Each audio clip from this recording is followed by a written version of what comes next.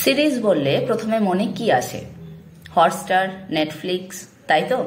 কিন্তু এসব ছাড়াও সিরিজ আরও কিছু আছে। হ্যাঁ, বই নিয়ে সিরিজ বা বইয়ের সিরিজ। যেমন অনিমেষকে নিয়ে লেখা, সমরেশ মজুমদারের লেখা 4টি বই পরপর সিরিজের মতো আমরা পড়তে পারি। এক হচ্ছে প্রথম উত্তরাধিকার, তারপর কালবেলা, তারপর কালপুরুষ, তারপরে মৌসলকাল। আমার কাছে এই মুহূর্তে দুটি রয়েছে, কালবেলা ও মৌসলকাল।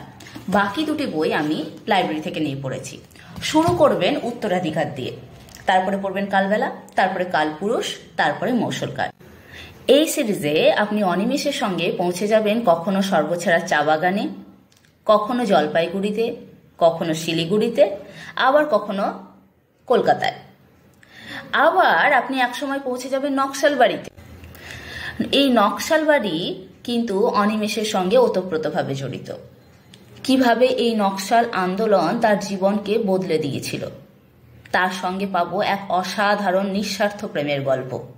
হ্যাঁ, মাধবীলতাকে। এমন নিঃস্বার্থ প্রেম হয়তো আমরা আর কোনো উপন্যাসে পেয়েছি কিনা সন্দেহ আছে। সব কিছু ছেড়ে যে অনিমেষের সঙ্গে নিজেকে ভাসিয়ে দিয়েছিল।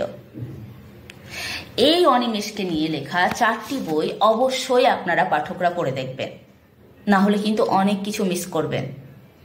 আশা করি অনেকে পড়ে ফেলেছেন, এবং যারা পড়েছেন তারা আমার সঙ্গে সহমত হবেন অবশ্যই। আর যারা পড়েননি তারা খুব তাড়াতাড়ি পড়ে ফেলুন। ধন্যবাদ।